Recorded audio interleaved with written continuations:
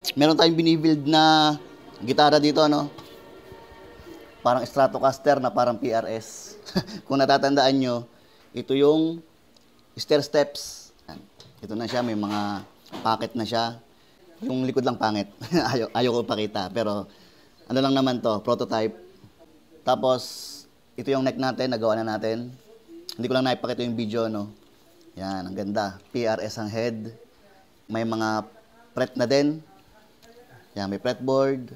Ano to, mga paluchina to, yung matitigas na paluchina. Ayan, no, kung makikita nyo, may mga tama pa ng pako. Yun, no. Ito, hindi ko alam kung anong kahoy to, pero matigas to. Nabili ko lang din sa mga tindahan ng kahoy. Pinili ko yung matigas. Ito siya, pareho siya nito. Ito saka itong fretboard, pareho ng kahoy. Tapos ito, paluchinang matigas. Okay, meron na siyang tuning peg from SKU. Doon ko siya in-order.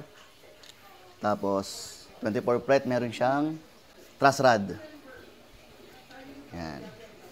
Bone nut, wala pa pero meron tayong ilalagay. Bali na fret level na natin to. Napakinis na natin. Yan, pwede na siya, ready to install na to. Okay, unbox natin tong mga hardware, no. Okay, ito yung kanyang selector, potentiometer. Yan. May kasama na siyang mga nut and washers. Okay, ito ang kanyang pick up. From ano to, China.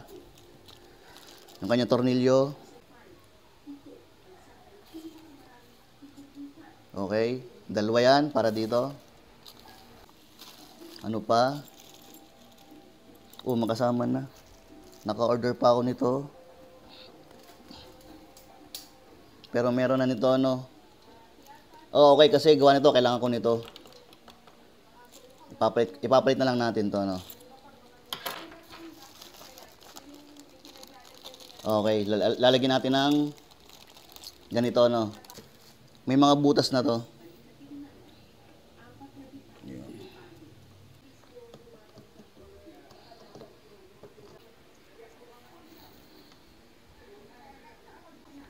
Kasi may isa pang wire manggagaling dito sa switch.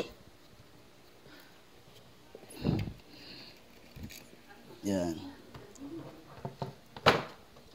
Kulang pa ako ng butas dito. Okay.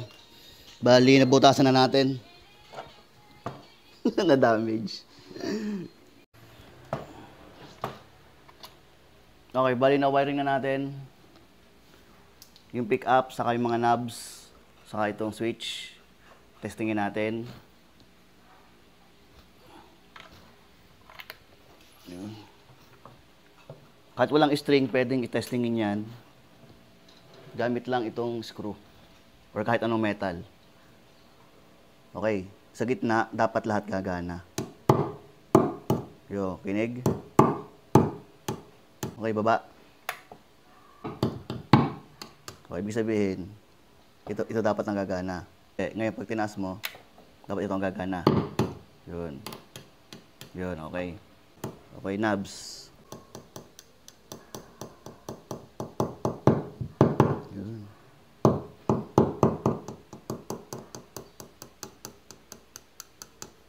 Okay, tone.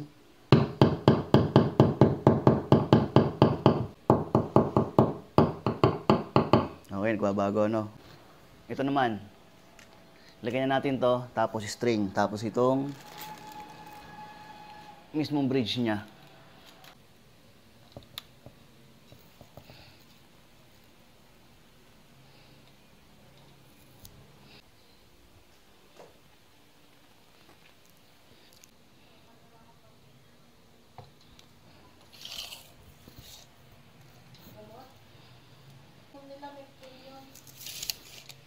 Okay, bali na fix na natin.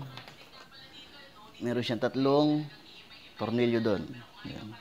Pero, ang gagawin naman natin, yung lapat niya, sobra siyang malapat dito. Gagawin natin ng paraan kung paano ito mapapaangat. Kailangan kasi gumanon para tumaas yung string. Lagyan natin ng tape to para hindi madamay. Ito lang nga itong bandang to. Dito, hindi.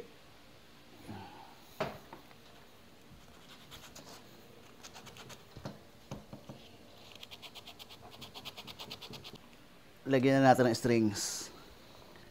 Meron tayong D'Addario. Nickel wound. Paano ba mag-test ng pang electric guitar na string? Siyempre dapat mamamagnet yan ng pick-up. Yan. Nadadala siya, no? Namamagnet. Yan. Namamagnet. Goods. Yun. Ayos. Ayos.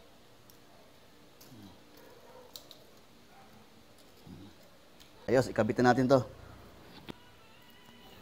Okay. Number 2.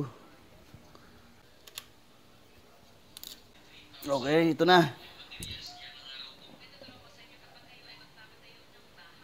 Yan, lagyan na natin yung string. Bali, set up na lang natin ang string. Yung kanyang lapat. Napakalapat niyan. Testingin natin kung tutunog. Kahit wala pa sa tono. Yeah.